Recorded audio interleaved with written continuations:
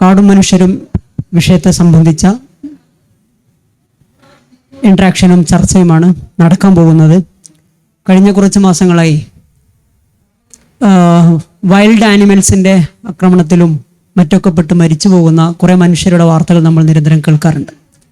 അപ്പോഴൊക്കെ നമ്മൾ പിന്നെ അത്തരം കാര്യങ്ങളെക്കുറിച്ച് നന്നായി ആലോചിക്കും. എന്താണ് ഈ ഒരു വൈൽഡ് ലിറ്ററസി?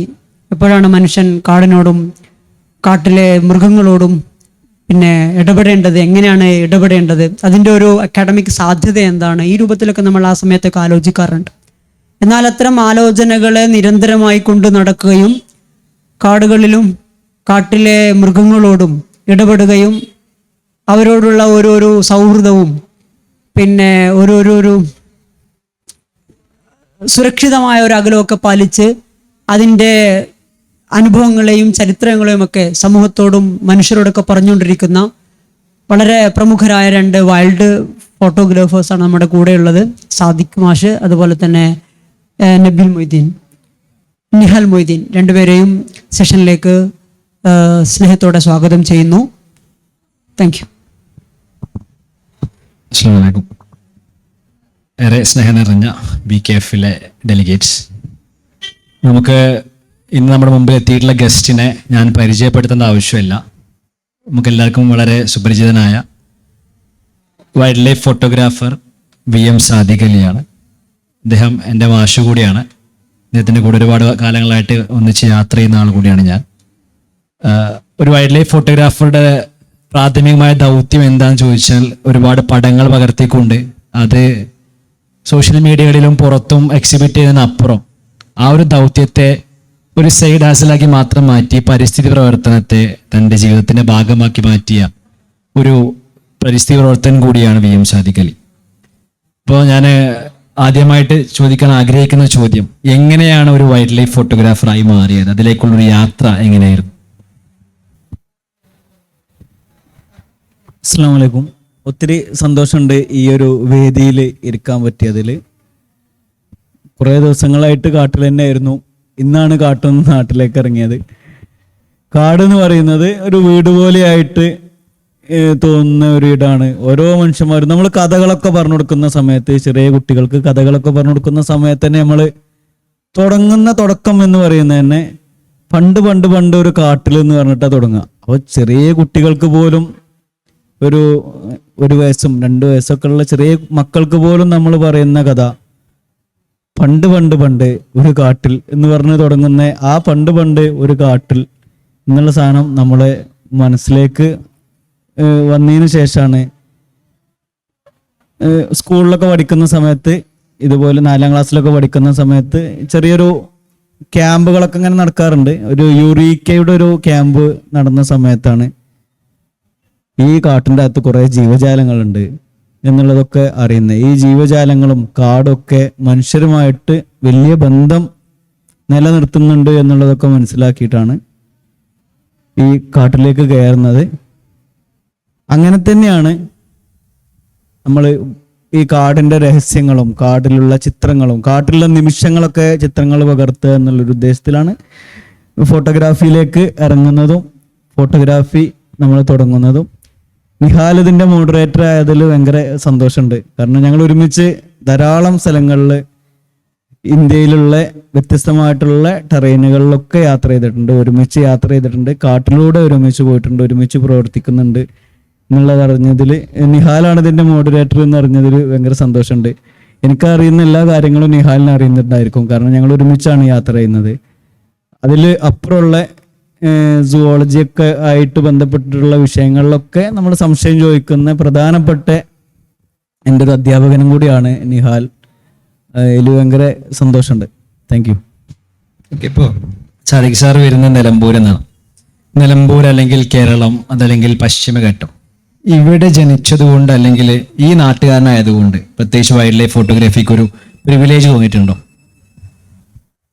നിലമ്പൂർ നമ്മുടെ ജീവിതത്തിൽ വലിയ സ്വാധീനം ചെലുത്തിയിട്ടുണ്ട്.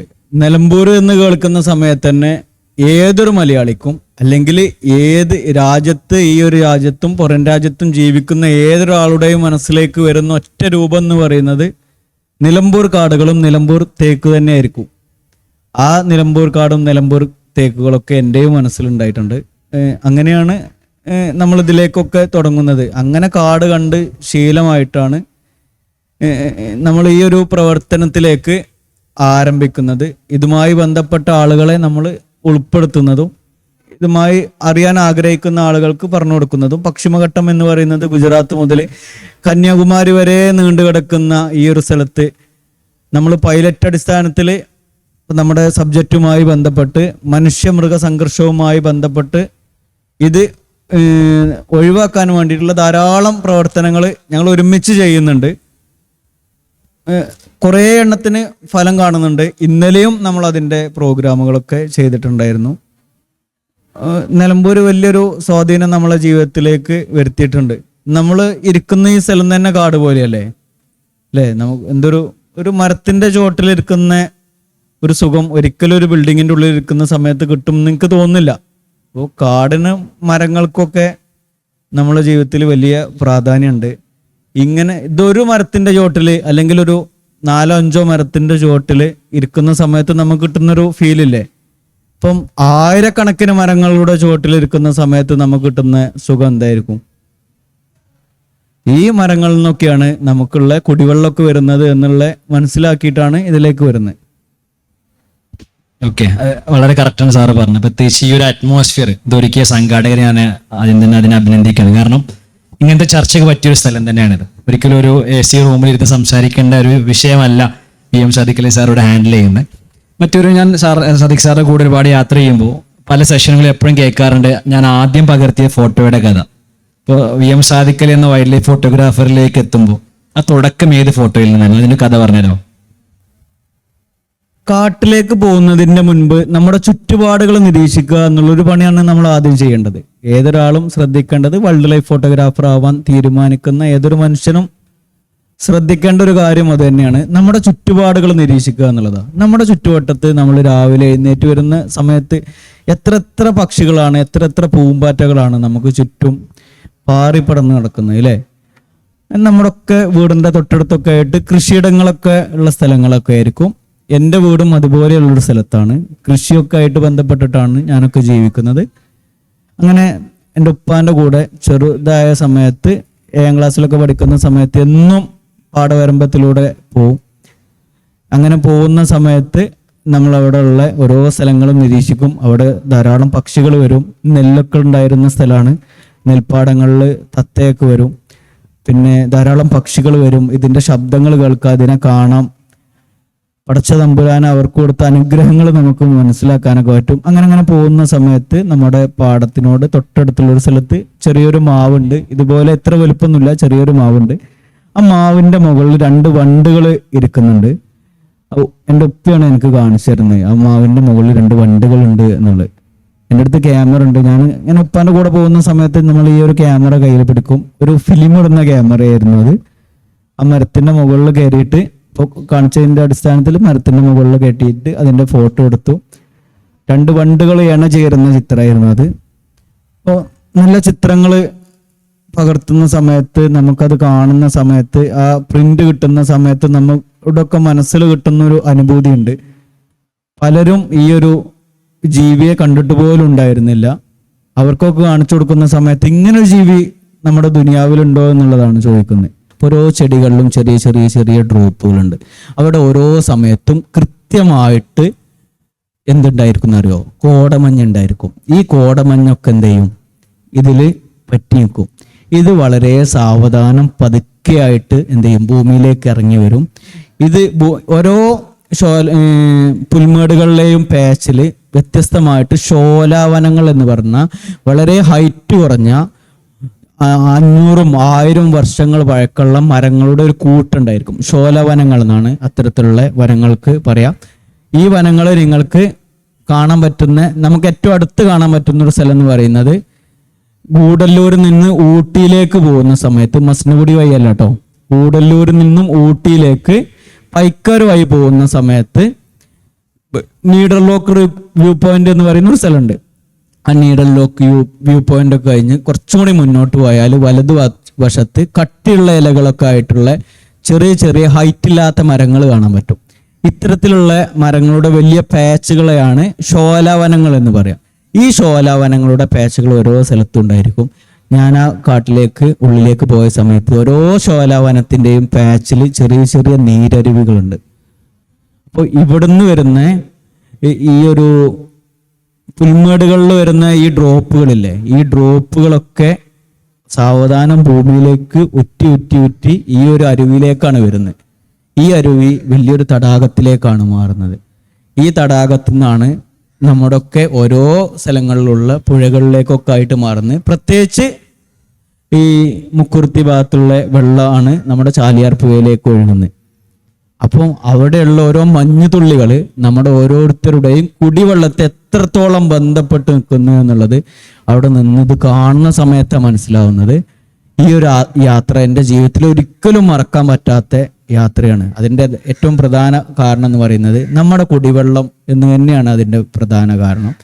ഈ പുൽമേടുകൾക്കൊക്കെ ഒരു കാര്യം, ഇതിൽ ചോദിക്കാത്തൊരു കാര്യം പറയുകയാണ്, ഈ പുൽമേടുകൾക്കൊക്കെ ആരെങ്കിലും തീയിടുകയാണ് എന്ന് നോക്കുക, എങ്കിലും കത്തിക്കാണ് നോക്കുക, ഈ വെള്ളത്തിന്റെ സ്രോതസ്സൊക്കെ അവിടെ നിൽക്കും, ചാലിയാർ പുഴ വറ്റിപ്പോവും. അത്ര അധികം പുൽമേടുകളുള്ളൊരു കാടും ശോലാവനങ്ങളുള്ള കാടാണ് എനിക്ക് എൻ്റെ ജീവിതത്തിൽ കാണാൻ പറ്റി. ആ കാട്ടിലേക്ക് ഞാൻ 2 തവണ നടന്ന് യാത്ര ചെയ്തിട്ടുണ്ട്. 2 സമയങ്ങളിലായിട്ട് യാത്ര ചെയ്തിട്ടുണ്ട്. ഞാനൊരു സമയത്ത് യാത്ര ചെയ്യുന്ന സമയത്ത് -2 ആയിരുന്നു തണുപ്പുണ്ടായിരുന്നു അവിടെ. 2555 എങ്ങാണ്ട് ആണ് തോന്നുന്നുണ്ട് അതിൻ്റെ അല്ലേ. മുക്കുറുത്തിന്റെ ഉയരം വരുന്ന ഏറ്റവും സൗത്ത് ഇന്ത്യയിലെ ഏറ്റവും ഹയസ്റ്റ് ആയിട്ടുള്ള 5ാമത്തെ പീക്കാണ്. 2500-ലധികം ഉയരത്തിലാണ് എന്ത് ചെയ്യുന്നത് ഈ ഒരു പീക്ക് നിൽക്കുന്നത്. അപ്പൊ ഇതുമായി ചുറ്റപ്പെട്ട സ്ഥലങ്ങൾ, ഇപ്പൊ മുകൾ ഭാഗത്ത് ഈ പുൽമേടുകൾ ഉണ്ടാവുന്നത് നമ്മുടെ കുടിവെള്ളമായിട്ട് ബന്ധപ്പെട്ടതാണ് എന്നുള്ളത് എല്ലാ സമയത്തും എന്നെ മനസ്സിൽ ഓർമ്മിപ്പിക്കാറുണ്ട്. ഞാൻ പോകുന്ന സ്ഥലങ്ങളിലൊക്കെ അത് പറഞ്ഞു കൊടുക്കാറുണ്ട്. ഓരോ പുല്ലിനും നമ്മളെ വെള്ളവുമായി ബന്ധപ്പെട്ട് വലിയ ബന്ധമുണ്ട് എന്നുള്ളതാണ് മനസ്സിലാക്കുന്നത്. ഇതിന്റെ വില മനസ്സിലാവണമെന്നുണ്ടെങ്കിൽ നമ്മളൊന്ന് പുറത്തു പോയിട്ടേ ഇതുപോലൊരു കുപ്പിവെള്ളം വാങ്ങിച്ചാൽ മതി. ഇതിന് 5 രൂപ 10 രൂപ ഉണ്ടാവും അല്ലേ. എത്ര വെള്ളമാണ് പടച്ചോനെ നമുക്ക് വെറുതെക്കനെ തരുന്നത് ഇങ്ങനെ ഈ ഒരു പ്രോസസ്സിലൂടെ. അപ്പം ഈ ഒരു ചിന്ത ഒക്കെ ഉണ്ടാക്കിയ ആ ഒരു യാത്രയാണ് എൻ്റെ ജീവിതത്തിൽ ഒരിക്കലും മറക്കാൻ പറ്റാത്ത അനുഭവം ഉണ്ടാക്കിയ യാത്ര. സാന്ദർഭികമായിട്ട് താങ്കൾ പുൽമേടുകളിൽ തീയിടുന്ന കാര്യം പറഞ്ഞല്ലോ. നമ്മുടെ കേരളത്തിൽ കാട്ടുതീ അത് പ്രകൃതിയാൽ അല്ലെങ്കിൽ നാച്ചുറൽ ആയിട്ട് ഫോറസ്റ്റ് ഫയർ ഉണ്ടാവുന്നുണ്ടോ, അതല്ലെങ്കിൽ അതിന്റെ കാരണം എന്താണ്? ഞാനും നിഹാലൊക്കെ ഇതിനെ കുറിച്ച് കണ്ട് കൃത്യമായിട്ട് പഠിക്കുകയും ചെയ്തിട്ടുണ്ടായിരുന്നു. കേരളത്തിൽ എന്നല്ല, ഇന്ത്യയിൽ എന്ത് ചെയ്യുന്നില്ല, ഒരിക്കലും കാട്ടുതീ സ്വാഭാവികമായിട്ട് ഒരു 99% ഉണ്ടാവുന്നില്ല. അപ്പോൾ സ്കൂളിലൊക്കെ പഠിച്ചിട്ടുണ്ടാവും അല്ലേ, 2 മരങ്ങൾ കൂട്ടിയൊരുതിയിട്ട് എന്തുണ്ടാവും, 2 മുളകൾ കൂട്ടിയൊരുതിയിട്ട് എന്തുണ്ടാവും, കാട്ടുതീ ഉണ്ടാവും എന്നുള്ള പഠിച്ചിട്ടുണ്ടാവും. നിങ്ങളൊരു 2 മുള എടുത്തുകൊണ്ട് ഒരു 10 മിനിറ്റ് അല്ലെങ്കിൽ അരമണിക്കൂർ 1 മണിക്കൂർ കൂട്ടിയൊരുതിയിട്ട് തീ ഉണ്ടാവുന്നുണ്ടോ എന്നൊന്നും ചെക്ക് ചെയ്ത് നോക്കിയാൽ മതി. ഒരിക്കലും ഉണ്ടാവില്ല. അപ്പോൾ ഈ 1% എങ്ങനെയാന്ന് ചോദിക്കുന്നുണ്ടാവും അല്ലേ. ഈ നമ്മളെ മനുഷ്യന്മാരൊക്കെ അങ്ങനെയാണല്ലോ, നമ്മളെ നെഗറ്റീവ് എവിടെ പോയിന്റ് ഒന്നുമില്ല നോക്കുക.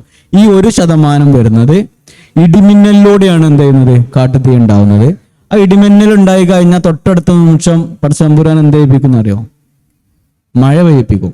അപ്പൊ ആ കാട്ടുതീ അതിലൂടെ എന്ത് ചെയ്യും, കെട്ടുപോകും. മനുഷ്യനിർമ്മിതമാണ് ഓരോ കാട്ടുതീയും.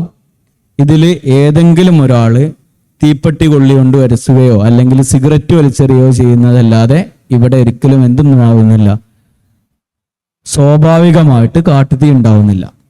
മനുഷ്യനിർമ്മിതമാണ് എല്ലാ കാട്ടുതീയും എന്നുള്ളതാണ് മനസ്സിലാക്കുന്നത്. ഇപ്പം ഫോറസ്റ്റുകാരോടൊക്കെ ഉള്ളൊരു ദേഷ്യത്തിലേ ഈ ആളുകളൊക്കെ കാട്ടിൽ പോയിട്ട് തീയിടും. ഇത് തീയിട്ടാല് ഈ നമുക്ക് മനസ്സിലാക്കണില്ല, എന്ത് അറിയോ, ഇത് നമ്മളെ കുടിവെള്ളത്തിനെയാണ് ഇത് ബാധിക്കണെന്നുള്ള ഈ നമുക്ക് മനസ്സിലാക്കണില്ല. ഇത്തരത്തിൽ പരിസ്ഥിതി വിദ്യാഭ്യാസം ഇല്ലാത്തതിന്റെ കുറവാണ് പലപ്പോഴും ഇത്തരത്തിലുള്ള കാരണങ്ങൾ ഉണ്ടാവുന്നത്. അതിന് നമ്മളെപ്പോലെയുള്ള എല്ലാ ആളുകളും, എൻ്റെ ശബ്ദം ശ്രവിക്കുന്ന എല്ലാ ആളുകളും നമ്മളെ മക്കളോടും നമ്മളുമായി ബന്ധപ്പെട്ട ആളുകളോടൊക്കെ പറഞ്ഞു കൊടുത്താൽ വളരെ നല്ലതായിരിക്കും. കാരണം അതിലൊക്കെ കുറേ ജീവജാലങ്ങളൊക്കെ ജീവിക്കുന്നുണ്ട്. നമ്മൾ വെറുതെ ഒന്ന് ചെറിയൊരു മുറിവായാൽ തന്നെ എന്തോരം വേദന ഉണ്ടാവും അല്ലേ. അപ്പോൾ ഒരു തീയിൽ കടന്നു കണ്ട് കൈയൊക്കെ പൊള്ളിയാൽ എന്തോരം വേദന ഉണ്ടാവും നമുക്ക്. അപ്പോൾ പാമ്പൊക്കെ പോലെയുള്ള തവളൊക്കെ പോലെയുള്ള ജീവജാലങ്ങൾ കാട്ടുതീയിൽ പെടുന്ന സമയത്തെ നമ്മളൊക്കെ അവരൊക്കെ അതിൽ വെന്ത് മരിച്ചു പോകുന്ന സമയത്ത് എന്തോരം വേദന സഹിക്കുന്നുണ്ടാവും.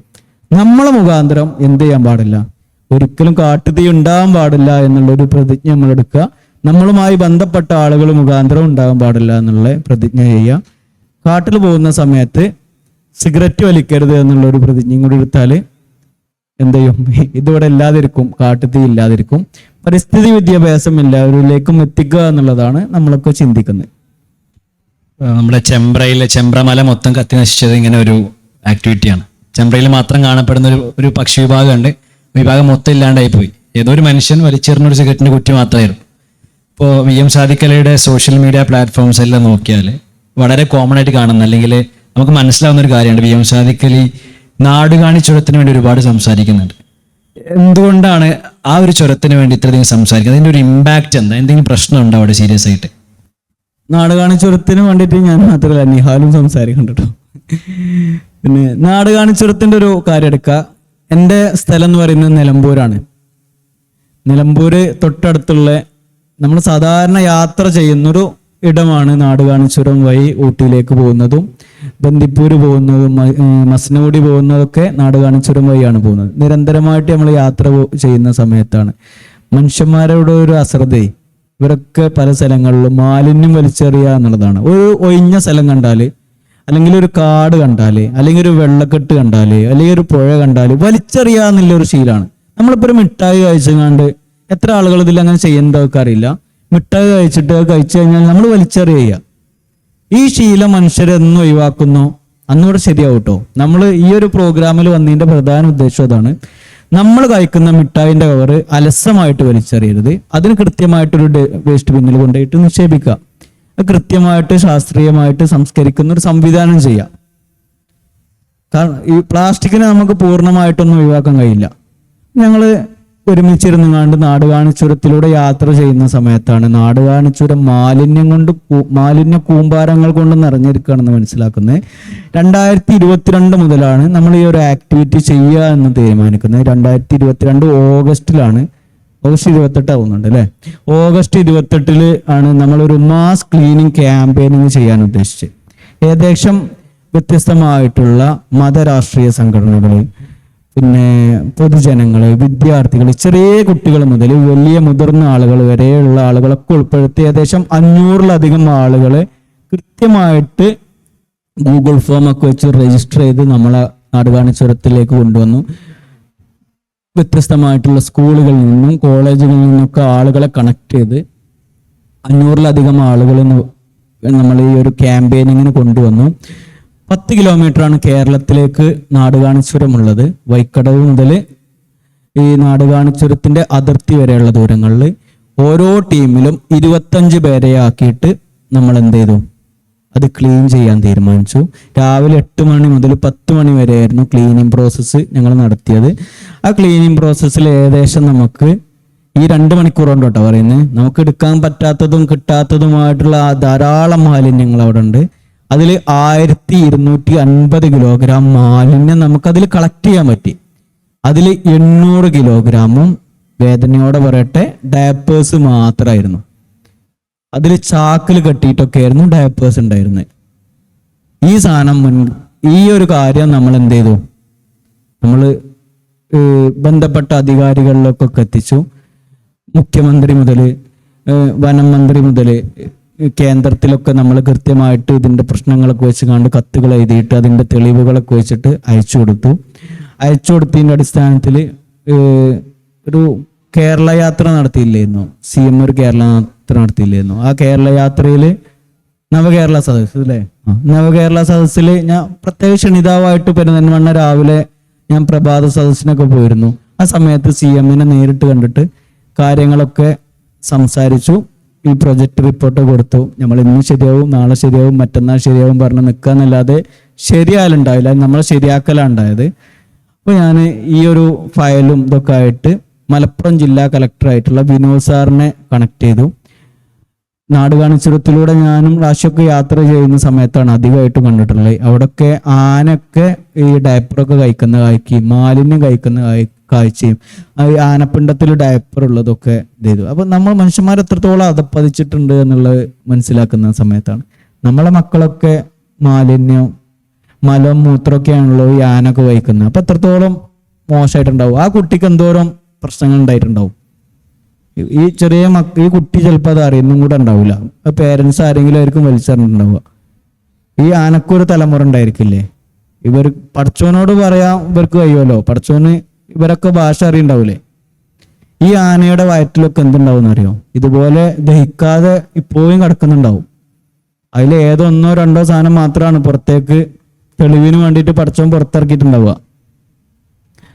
അങ്ങനെ ഈ കാഴ്ചകളൊക്കെ ഇതിന്റെ ചിത്രങ്ങളൊക്കെ പകർത്തി ഈ സിംഹവാലം കുരങ്ങ് എന്ന് പറയുന്ന സിംഹവാലം വിഭാഗമുണ്ട്. അത് ലോകത്തിൽ മൊത്തമായിട്ട് 4000 ചോടയുള്ളൂ. അതിലൊരു 500 എണ്ണമുള്ള മൃഗശാലയിലാണ്. അതില് കേരളത്തിലും കർണാടകയിലും തമിഴ്നാടുള്ള വനത്തിൽ ഏറ്റവും പ്രധാനപ്പെട്ട കുറച്ച് വനങ്ങളിൽ മാത്രമേ എന്തുള്ളൂ ഈ സിംഹവാലം കുരങ്ങുള്ളൂ. ഈ സിംഹവാലം കുരങ്ങ് നാടുകാണിച്ചുരത്തിലുണ്ട്. നാടുകാണിച്ചുരത്തിലൂടെ പോകുന്ന സമയത്ത് ഈ വെള്ളക്കുപ്പിയൊക്കെ ആയിട്ടൊക്കെയാണ് ഈ സിംഹവാലം കുരങ്ങ് നിൽക്കുന്നത്. സാധാരണ സിംഹവാലം കുരങ്ങുകൾ ഭൂമിയിലേക്ക് ഇറങ്ങാത്ത ജീവിയാണ്. വളരെ അത്യാവശ്യ ഘട്ടങ്ങളിൽ മാത്രമേ ഇറങ്ങുള്ളൂ. ഈ ഒരു ജീവി ഇല്ലാതായാലും, ഏതെങ്കിലും ഒരു ജീവി ഇല്ലാതായാൽ എന്ത് ചെയ്യും, നമ്മുടെയൊക്കെ ജീവിതത്തെ ഭയങ്കര മോശമായിട്ട് ബാധിക്കും കേട്ടോ. അതുകൊണ്ടാണ് നമ്മൾ ഈ കാര്യങ്ങളൊക്കെ പറയുന്നത്. അപ്പോൾ ഇതിൻ്റെയൊക്കെ ചിത്രങ്ങളൊക്കെ ഉൾപ്പെടുത്തിയിട്ട് മലപ്പുറം ജില്ലാ കളക്ടറുമായിട്ട് നമ്മൾ കണ്ടു. കാര്യങ്ങൾ സംസാരിച്ച സമയത്ത് ആണ് അവർ ഈ ഒരു വിഷയങ്ങളൊക്കെ അറിയുന്നത്. കൃത്യമായിട്ട് അദ്ദേഹം ആക്ഷൻ എടുത്തു. നാടുകാണിച്ചുരത്തിൽ ഒരു പ്ലാസ്റ്റിക് ചെക്ക് പോസ്റ്റ് സംവിധാനം നിലവിൽ വന്നു. അത് അവിടെയുള്ള ഭരണകൂടത്തിനെ, പഞ്ചായത്തിനെ അത് ഏൽപ്പിച്ചു. പിന്നെ നിങ്ങൾക്കറിയാലോ, എല്ലാ ദിവസവും ഇത് ജില്ലാ കളക്ടർക്ക് അവിടെ വന്ന് നോക്കുക എന്ന് പറയുന്നത് പോസിബിൾ അല്ല. ഞങ്ങൾ മാസത്തിൽ 1 തവണയെങ്കിലും നാടുകാണിച്ചുരം നടന്നിട്ട് യാത്ര ചെയ്യാറുണ്ട്. കാരണം അവിടുത്തെ ഓരോ അവസ്ഥകളും ഇതൊക്കെ ചിത്രങ്ങളൊക്കെ എടുത്തിട്ട് എന്ത് ചെയ്യും, കലക്ടർക്ക് അയച്ചു കൊടുക്കും. ആ സമയത്ത് മാത്രമാണ് ഇത് നോട്ടീസ് ചെയ്യപ്പെടുന്നത്. ഒരു അധികാരിക്ക് എല്ലാ ദിവസവും അവിടെ പോവുക എന്ന് പറയുന്നത്, ഇത് പറഞ്ഞു കൊടുക്കുക എന്ന് പറയുന്നത് പോസിബിൾ അല്ല. ബന്ധപ്പെട്ട സംവിധാനങ്ങൾ എന്ത് ചെയ്യണം, അവർക്ക് നിർദ്ദേശം കൊടുക്കുന്ന സമയത്ത് അവരെ ചെയ്യുക എന്നുള്ളതാണ് വേണ്ടത്. അവരെ ചെയ്തില്ല. അതിന്റെ അടിസ്ഥാനത്തിൽ ഇപ്പോൾ പ്ലാസ്റ്റിക് ചെക്ക് പോസ്റ്റ് അവിടെ നിലവിലില്ല. ശരിക്ക് പ്രത്യക്ഷത്തിൽ പ്ലാസ്റ്റിക് ചെക്ക് പോസ്റ്റ് എന്നൊക്കെ പറഞ്ഞ ബോർഡൊക്കെ കാണാം, പരിശോധനയൊന്നുമില്ല. ആ ഒരു 2 ആഴ്ചയൊക്കെ നടന്നിരുന്നില്ലേ പരിശോധന, അന്ന് കുറവുണ്ടായിരുന്നു. പക്ഷേ വനം വകുപ്പ് നമ്മളെ കൃത്യമായിട്ട് അതിൽ ഹെൽപ്പ് ചെയ്ത് നമ്മൾ ഈ ഒരു പ്രവർത്തനം ചെയ്തതിൻ്റെ അടിസ്ഥാനത്തിൽ വനം വകുപ്പ് 3 വാച്ചർമാരെ പ്രത്യേകമായിട്ട് അവിടെ നിയമിച്ചു. അവർക്ക് എല്ലാ ദിവസവും അവിടെ ക്ലീൻ ചെയ്യുന്ന ഒരു ഉത്തരവാദിത്തം അവരെ ഏൽപ്പിച്ചു. പക്ഷേ ഇതിൽ ക്ലീൻ ചെയ്യുക എന്ന് പറയുന്നത് ഒരിക്കലും ഒരു പോസിബിൾ ആയിട്ടുള്ള കാര്യമല്ല കേട്ടോ. ഇതവിടെ വലിച്ചെറിയാതിരിക്കുക എന്നുള്ളതാണ് വേണ്ടത്. നമ്മളവിടെ വെള്ളം പരിശോധിക്കുന്ന സമയത്ത് അവിടെയുള്ള ചാലിയാർ പുഴയിലേക്ക് ഒഴുകുന്ന പ്രധാനപ്പെട്ട 2 കൈവേരികൾ വരുന്നത് ഈ നാടുകാണിച്ചുരത്തു നിന്നാണ്. നമ്മൾ ഈ ചാലിയാറൊക്കെ അല്ലേ അതിലേക്ക് വരുന്നത്. ഈ നാടുകാണിച്ചുരത്തിലുള്ള വ്യത്യസ്തമായിട്ടുള്ള സ്ഥലങ്ങളിൽ നിന്ന് വെള്ളത്തിന്റെ സാമ്പിൾ എടുത്തിട്ട് പരിശോധിച്ചു. അവിടെയുള്ള വെള്ളക്കെട്ട എന്ന് പറയുന്ന അതിന്റെ താഴ്ഭാഗത്ത് ജീവിക്കുന്ന മനുഷ്യന്മാരെ ഒക്കെ ജീവിക്കുന്ന അവിടുന്ന് ഞാൻ കിണറ്റിൽ നിന്ന് വെള്ളം എടുത്ത് പരിശോധിച്ചു. ചാലിയാർ പുഴയിൽ നിന്ന് വെള്ളം എടുത്ത് പരിശോധിച്ച സമയത്തൊക്കെ ഇതിൽ ഈക്കോളി ബാക്ടീരിയയുടെ അളവ്, ഈക്കോളി എന്ന് പറഞ്ഞാൽ മലത്തുനിന്നൊക്കെ ഉണ്ടാകുന്ന ബാക്ടീരിയ അല്ലേ, ആ ബാക്ടീരിയയുടെ അളവ് കൗണ്ട് ചെയ്യപ്പെടാവുന്നതിലും അധികമായിട്ടുണ്ട്. ഇപ്പം നമ്മൾ ഓരോരുത്തരും കുടിക്കുന്ന വെള്ളത്തിൽ, നമ്മളൊക്കെ കിണർത്ത വെള്ളമൊക്കെ ഒന്ന് പരിശോധിച്ച് നോക്കണ്ടേ, ഇതിലൊക്കെ എന്തുണ്ട്, ഈക്കോളി ബാക്ടീരിയ ഉണ്ട്. കക്കൂസ് മാലിന്യങ്ങൾ നിറഞ്ഞ വെള്ളമാണ് നമ്മൾ കുടിക്കുന്നത്. നമ്മൾ ഉറവകളായിട്ട് നമ്മളൊക്കെ കിണറിലേക്ക് എത്തുന്നുണ്ട്. ഒരാള് ഒരു മാലിന്യം വലിച്ചെറിയുന്ന സമയത്ത് നമുക്കുണ്ടാവുന്ന ഓരോ ആളുകൾക്കും, ഒരു മനുഷ്യ സമൂഹത്തിന് മൊത്തമായിട്ടും എന്ത് ചെയ്യുന്നുണ്ട്, ഈ പ്രശ്നം ഉണ്ടാവുന്നുണ്ട്. അപ്പം ഇതും ബന്ധപ്പെട്ട അധികാരികളിലേക്ക് എത്തിച്ചിട്ടുണ്ട്. ഇനിയും നമ്മൾ എത്തിക്കും. കേരളത്തിൽ മൊത്തമായിട്ട് 16 ചുരങ്ങളാണുള്ളത്. അതിലൊരു ചുരം മാത്രമാണ് നാടുകാണിച്ചുരം. ഇവിടെ ഒരു നിയമ സംവിധാനമൊക്കെ ഓക്കെ ആയാൽ നമ്മൾ എന്ത് ചെയ്യും, മറ്റുള്ള സ്ഥലങ്ങളിലേക്കും ഇത് വ്യാപിപ്പിക്കും. ഇതുമായിട്ട് ഈ ഗ്രൗണ്ട്സ് വെച്ചിട്ട് മറ്റുള്ള സ്ഥലങ്ങളിലൊക്കെ ഈസി ആയിട്ട് നമുക്ക് ആക്സസ് ചെയ്യാൻ പറ്റും. നജീബ് കാന്തപുരം MLA ആയിട്ട് സംസാരിച്ച് നിയമസഭയിൽ ഇതിന്റെ കാര്യങ്ങളൊക്കെ നമ്മൾ സംസാരിപ്പിച്ചിരുന്നു. ഒരു നിയമ സംവിധാനം വന്നാൽ മാത്രമേ എന്ത് ചെയ്യുള്ളൂ, ഇതിന് മാറ്റം ഉണ്ടാവുള്ളൂ. നമ്മുടെ കേരളത്തിൽ വനനിയമത്തിൽ ഭേദഗതി വരിക എന്ന് പറഞ്ഞിട്ടൊരു സംവിധാനം ഇല്ലായിരുന്നോ? അത് കൃത്യമായിട്ട് ഭേദഗതി വന്നില്ല. അത് വന്നിരുന്നെങ്കിൽ ഇങ്ങനെ ഒരു മാലിന്യം എന്ന അവസ്ഥ ഉണ്ടാവില്ലായിരുന്നു. ശരിക്കും വരികയായിരുന്നു വേണ്ടിയിരുന്നത്. ആളുകളൊക്കെ വിചാരിച്ചത് ഇത് മനുഷ്യന്മാർക്ക് എതിരാണെന്നാണ്. പക്ഷെ മനുഷ്യന്മാർക്ക് അനുകൂലമായിട്ടായിരുന്നു ശരിക്കും നിയമ സംവിധാനങ്ങളുള്ളത്. ഏതെങ്കിലും പർട്ടിക്കുലർ വിഭാഗങ്ങൾ, ഈ റിസോർട്ട് മാഫിയൊക്കെ പോലെയുള്ള ആളുകളായിരുന്നു അതിനെ എതിർത്തിരുന്നത്. ബാക്കിയുള്ള ഇതൊരു പ്രൊപ്പഗാൻഡ ആയങ്ങാണ്ടാണ് ഇത് വന്നത്. ബാക്കിയുള്ള ആളുകളൊക്കെ എന്ത് ചെയ്ത് ഇതിൽ പൊട്ടന്മാരായിട്ടാണ് സിന്ദാബാദ് വിളിക്കാൻ പോയത്. അവർക്ക് ഇതിന്റെ സീരിയസ് ആയിട്ടുള്ള വശം അറിയില്ലായിരുന്നു. ആ നിയമ സംവിധാനം വന്നിരുന്നെങ്കിൽ, ഒറ്റ ഉദാഹരണം പറയാം കേട്ടോ, നമ്മൾ കൊറോണ ഒക്കെ വരുന്ന സമയത്തെ മാസ്ക് ഒക്കെ ഉപയോഗിച്ചിട്ടുണ്ടാവൂലേ കുറെ ആൾക്കാർ? എന്തുകൊണ്ടാണ് മാസ്ക് ഉപയോഗിച്ചത്? മാസ്ക് ഇടാതെ റോട്ടിലേക്ക് ഇറങ്ങിയാൽ കൊറോണ വരുന്നു മേടിച്ചിട്ടാണോ? അല്ല, നമുക്ക് 2000 റുപ്യ ഫൈൻ വരുന്നു മേടിച്ചിട്ടാ. അപ്പൊ ഒരു 2000, 5000 ഒക്കെ മാലിന്യം ഇടുന്ന ആളുകൾക്ക് ഫൈന് വന്നാൽ എന്തായിരുന്നു അറിയോ? ഇത് വലിച്ചെറിയൂല. ആർക്കും ഫൈന് വരണം എന്ന് ചിന്തിക്കുന്ന ആളുകളല്ല നമ്മൾ. ആരും ഇത് വലിച്ചെറിയരുത് എന്ന് ചിന്തിക്കുന്ന ആളുകളാണ്. അങ്ങനെ വലിച്ചെറിയുന്നൊരു സമൂഹം നമ്മളെ ഇടയിൽ ഇല്ലാതിരിക്കട്ടെ. അതിൻ്റെ ഒരു തുടക്കം എന്നുള്ള നിലക്കാണ് നാടുകാണിച്ചുരത്തുമെന്ന് നമ്മൾ തുടങ്ങുന്നത്. മലപ്പുറം ജില്ലയിലെ എല്ലാ സ്ഥലങ്ങളിലെയും നാടുകാണിച്ചുരം ഒക്കെ ആയാൽ മലപ്പുറം ജില്ലയിലെ എല്ലാ സ്ഥലങ്ങളിലേക്കും നമ്മളിത് വ്യാപിപ്പിക്കും. കടലിലും ഇതിലും രൂക്ഷമായിട്ട് എന്തുണ്ട്? മാലിന്യമുണ്ട്. ഓരോ സ്ഥലങ്ങളിലേക്കും നമ്മളിത് വ്യാപിപ്പിച്ച് നമ്മളെ കൊണ്ട് പറ്റുന്നത് പോലെ നമ്മൾ കാര്യങ്ങൾ ചെയ്യും. നിങ്ങളൊക്കെ നമ്മളെ കൂടെ ഉണ്ടാവും എന്നാണ് നമ്മൾ പ്രതീക്ഷിക്കുന്നത്. നമ്മൾ ഒരുമിച്ചിരുന്നാലേ ഇവിടെ കുറേ കാര്യങ്ങൾ നടക്കും. മാലിന്യം വലിയൊരു ഇഷ്യൂ തന്നെയാണ്. അത് നമ്മളെ കുടിവെള്ളത്തെയാണ് പ്രശ്നം ഉണ്ടാക്കുന്നത്. അല്ലെങ്കിൽ നമ്മൾ മരണപ്പെടുന്നവരെ നജസ്സായിട്ടുള്ള വെള്ളം കുടിക്കേണ്ടി വരും. ഈക്കോളി ബാക്ടീരിയ നിറഞ്ഞിട്ടുള്ള വെള്ളം കുടിക്കേണ്ടി വരും. അത് നമ്മൾ വീട്ടിലെ വെള്ളം നിങ്ങളൊന്നൊരു ഗവൺമെന്റ് വെള്ളം ടെസ്റ്റ് ചെയ്യുന്നൊരു സ്ഥലത്തുണ്ടെങ്കിൽ അങ്ങനെ ടെസ്റ്റ് ചെയ്ത് നോക്കിയാൽ മതി. അപ്പോൾ അറിയാം നിങ്ങളെ വീട്ടിലത്തെ വെള്ളത്തിൽ എത്ര ഈക്കോളിൻ ബാക്ടീരിയ ഉണ്ട്, എത്ര ശതമാനം ഉണ്ട്. 300 ഈക്കോളിൻ ബാക്ടീരിയക്ക് മുകളിലുള്ളതാണെങ്കിലേ അൺകൗണ്ടബിൾ എന്നാണ് കാണിക്കുക. നാടുകാണിച്ചുരത്തിലും ചാലിയാർപുഴയിലൊക്കെ ഉള്ള വെള്ളം ടെസ്റ്റ് ചെയ്യാൻ കൊടുക്കുന്ന സമയത്ത് അതിലൊക്കെ അൺകൗണ്ടബിൾ എന്നുള്ള മറുപടി നമുക്ക് കിട്ടി. അപ്പൊ നമ്മളൊക്കെ വീട്ടിലൊന്ന് വെള്ളം പരിശോധിക്കുന്നത് നല്ലതായിരിക്കും കേട്ടോ. കാരണം കേരളത്തിലെ 80% ആളുകളും ഈക്കോളിൻ ബാക്ടീരിയ നിറഞ്ഞ വെള്ളമാണ് കുടിക്കുന്നത്. നമ്മുടെ റെസ്പോൺസിബിൾ ടൂറിസം അല്ലേ, ഇതിന്റെ ഭാഗമായിട്ട് പറയാം. കാരണം സാദിഖ് സാർ എപ്പോഴും പറഞ്ഞ ഉദാഹരണമാണ്, നാടുകാണിച്ചുരത്തിൽ ഒരിക്കലും ഒരു യാത്രയിൽ കുട്ടി മൂത്രയിച്ച പാമ്പേഴ്സ് അല്ല വലിച്ചെറിയുന്നത്. അത് ചാക്കിൽ കെട്ടി കൊണ്ടുവന്നിട്ടുണ്ടെങ്കിൽ തീർച്ചയായിട്ടും അത് അവിടെ കൊണ്ടുവന്നിടാൻ വേണ്ടി വന്നു തന്നെയാണ്. അത് നമ്മളെ പോലത്തെ ആൾക്കാരുടെ ഉത്തരവാദിത്തത്തിന്റെ ഭാഗം കൂടിയാണ്. അപ്പൊ ഇങ്ങനെ ഒരു നോളജ് ഫെസ്റ്റിവലിന്റെ ഭാഗമായിട്ടൊരു ചോദ്യം ചോദിക്കാൻ ആഗ്രഹിക്കുകയാണ്.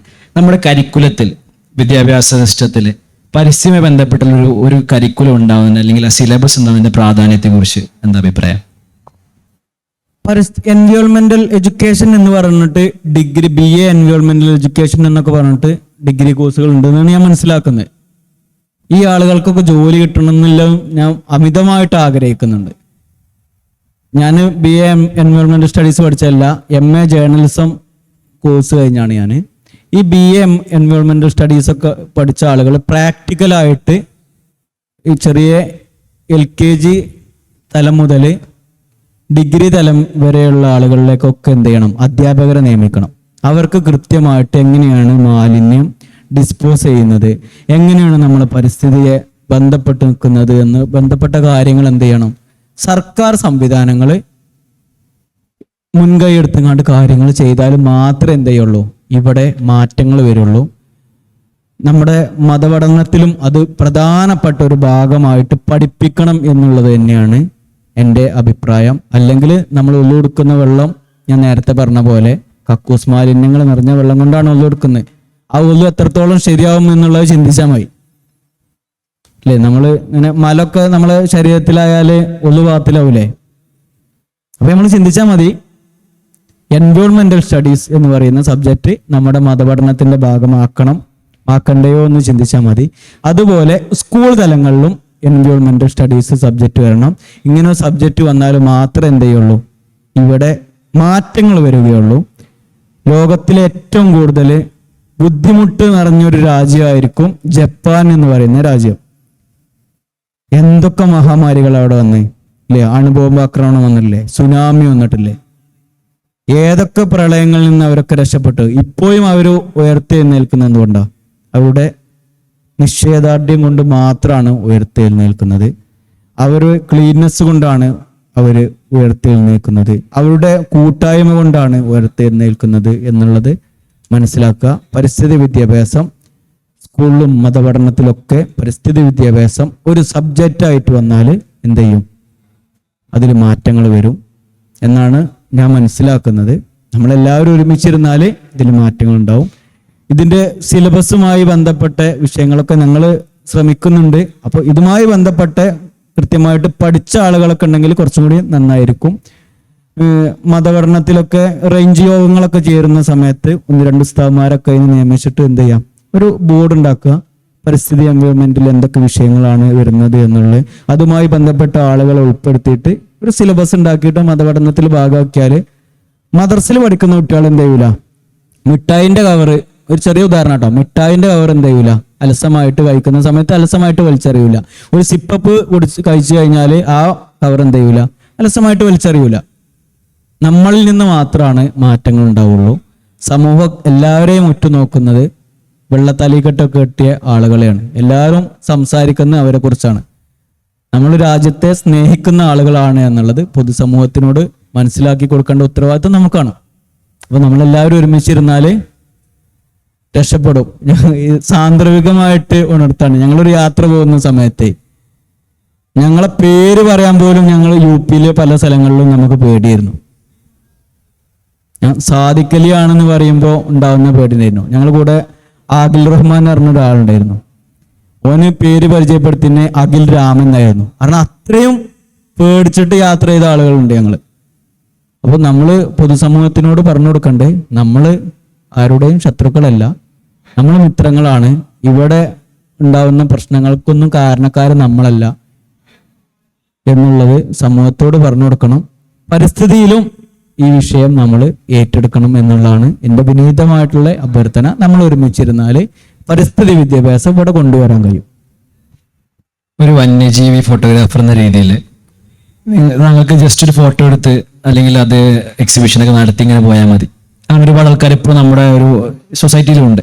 അതിനപ്പുറം കാണുന്ന ഓരോ കാഴ്ചകളെയും ആളുകൾക്ക് പരിചയപ്പെടുത്തി കൊടുത്തുകൊണ്ട്, അല്ലെങ്കിൽ ഒരു പക്ഷിയെ കണ്ടാൽ ആ പക്ഷിയുടെ സ്വഭാവങ്ങളെ പരിചയപ്പെടുത്തുന്ന അതിൻ്റെ ഒരു പ്രാധാന്യം എത്രത്തോളമാണ്? എന്തുകൊണ്ടാണ് താങ്കൾ ആ ഒരു കാര്യം കൂടി ചെയ്യുന്നത്? നമ്മൾ ഡെയിലി കാണുന്ന ഒരു ജീവിയാണ് എന്താ അറിയോ, കാക്കകൾ അല്ലേ. ഞാൻ അതിൻ്റെ വീഡിയോ ചെയ്യണമെന്ന് വിചാരിക്കുന്നുണ്ട്. ഡെയിലി കാണുന്ന ജീവിയാണ് കാക്കകൾ. എത്ര തരം കാക്കകൾ ഉണ്ട് അറിയോ കേരളത്തിൽ? എല്ലാ കാക്കയും കറുത്ത കളറല്ലേ? കേരളത്തിൽ 2 തരം കാക്കകളല്ലേ ഉള്ളത്? 2 തരം കാക്കകളാണ് കേരളത്തിലുള്ളത്. ഇന്ന് ബലിക്കാക്ക എന്ന് പറയുന്ന കുറച്ച് വലിയ കാക്കയും ഇന്ന് സാധാരണ നമ്മുടെ ഒക്കെ വീട്ടിലുള്ള ഔസ്ക്രോ എന്ന് പറയുന്ന കാക്കയാണ്. അങ്ങനെ 2 തരം കാക്കകളുള്ളത്. ആളുകളൊക്കെ തെറ്റിദ്ധരിച്ചിട്ട് എന്താ ചെയ്തിരുന്ന അറിയോ, ഈ 2 കാക്കകളും ഒന്നാണ്. ഒന്ന് സ്ത്രീയും ഒന്ന് പുരുഷനും. വലുത് പുരുഷനും ചെറുത് സ്ത്രീയാണെന്നുള്ള കൺസെപ്റ്റ് ഉണ്ടായിരുന്നു. പക്ഷെ 2 തരം കാക്കകൾ ഉണ്ട് എന്നുള്ളത് ഇവിടെയുള്ള പല ആളുകൾക്കും ഇപ്പൊ അറിയുന്നുണ്ടായിരിക്കൂല. നമ്മളെ ജീവിതത്തിൽ കറുത്ത കളറുള്ള കാക്ക നമ്മുടെ രാവിലെ എഴുന്നേൽക്കുന്ന സമയത്ത് നമ്മുടെ വീടിന്റെ ചുറ്റുപാടുള്ള സ്ഥലങ്ങൾ വൃത്തിയാക്കുക എന്നുള്ളൊരു പണി പടച്ചോൻ അതിനെ ഏൽപ്പിച്ചിട്ടുണ്ട്. നമ്മൾ പൈസ കൊടുത്തിട്ടാണ് അത് ചെയ്യുന്നത്. ഈ ചെയ്യുന്ന പണി മനുഷ്യന്മാരായിട്ടുള്ള നമ്മൾ അറിയണം എന്നുള്ളത് കൊണ്ടാണ് ഓരോ ജീവജാലങ്ങളെ കുറിച്ചിട്ടും കൃത്യമായിട്ട് ആളുകൾക്ക് പറഞ്ഞു കൊടുക്കുന്നത്.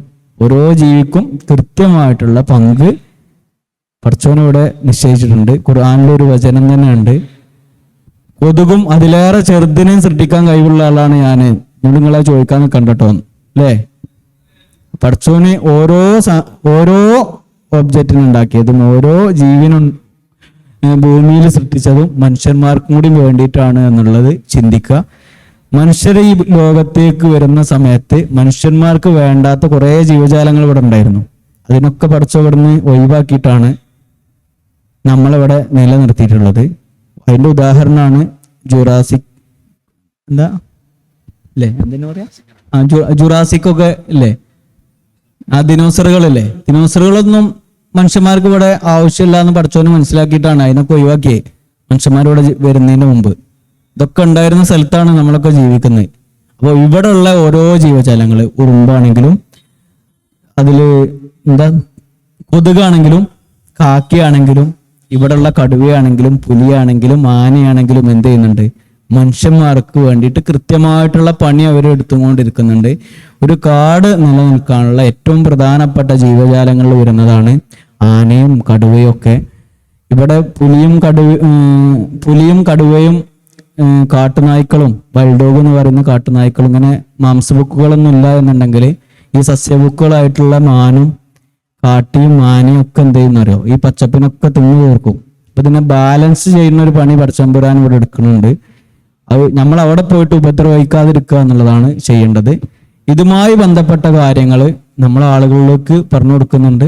ഇങ്ങനെ ചെയ്യുന്ന ധാരാളം ആളുകളുണ്ട്, ധാരാളം വൈൽഡ് ലൈഫ് ഫോട്ടോഗ്രാഫേഴ്സ് ഇത് ചെയ്യുന്നുണ്ട്. വ്യത്യസ്തമായിട്ടുള്ള സ്ഥലങ്ങളിൽ നമ്മളൊക്കെ എക്സിബിഷൻ ചെയ്യുന്ന സമയത്ത് ഓരോ ജീവികളുടെയും ചിത്രങ്ങൾ കാണിച്ച് പ്രാധാന്യങ്ങൾ പറഞ്ഞു കൊടുത്തിട്ടാണ് ചെയ്യുന്നത് എന്നുള്ളതാണ്.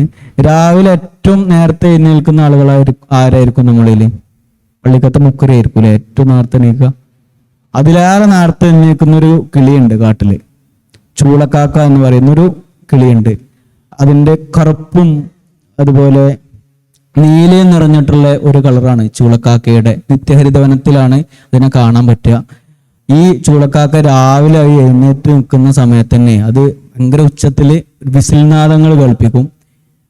ഭയങ്കര മനോഹരമായിട്ടായിരിക്കും അതിന്റെ വിസിൽനാദം ഉണ്ടാകുക. ഈ വിസിൽനാദം കേട്ടിട്ടാണ് കാട്ടിലുള്ള ഓരോ ജീവജാലങ്ങളും എഴുന്നേൽക്കുന്നത്.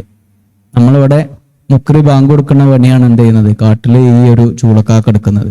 അപ്പോൾ ഓരോ ജീവജാലങ്ങൾക്കും അതിൻ്റെതായിട്ടുള്ള ധർമ്മങ്ങൾ ഉണ്ട് എന്നുള്ളത് നമ്മൾ മനസ്സിലാക്കുക. ഇത് പൊതുസമൂഹത്തോട് പറഞ്ഞു കൊടുക്കാൻ വേണ്ടിയിട്ടാണ് നമ്മളെ സോഷ്യൽ മീഡിയകളും അല്ലാത്ത പ്ലാറ്റ്ഫോമുകളൊക്കെ ഉപയോഗിക്കുന്നത്. ഇത് പഠിച്ചുകൊണ്ട് വലിയൊരു അനുഗ്രഹമാണ്. നമ്മുടെ അവസാനമായിട്ടൊരു ചോദ്യം, മനുഷ്യ വന്യജീവി സംഘർഷങ്ങൾ നമ്മൾ നിത്യേന പേപ്പറിലും അല്ലെങ്കിൽ TV ചർച്ചകളിലും കാണുന്നതാണ്. ആന നാട്ടിലേക്ക് ഇറങ്ങി, കടുവ ഇറങ്ങി, അല്ലെങ്കിൽ പുലി ഒരാൾ ആക്രമിച്ചു, പന്നിയുടെ ശല്യം വർദ്ധിച്ചുകൊണ്ടിരിക്കുകയാണ്. മനുഷ്യ വന്യജീവി സംഘർഷങ്ങളിൽ ഒരു പൊതുസമൂഹം എടുക്കേണ്ട ടേക്ക് എന്താണ്? നമ്മൾ എങ്ങനെയാണ് അതിനോട് പ്രതികരിക്കേണ്ടത്? മനുഷ്യമൃഗ സംഘർഷം ഉണ്ടാകാനുള്ള ഒരു കാരണത്തിനെ കുറിച്ചിട്ട് പറഞ്ഞിട്ട് നമുക്ക് അതിലേക്ക് പോവാം. മനുഷ്യമൃഗ സംഘർഷം ഉണ്ടാകാനുള്ള ഒരു പ്രധാന കാരണം എന്ന് പറയുന്നത് ഞാൻ മനസ്സിലാക്കുന്ന 3 കാരണമാണ്. അതിലൊന്ന് മാലിന്യം അലസമായിട്ട് കാട്ടിലേക്ക് വലിച്ചെറിയുന്നതാണ്.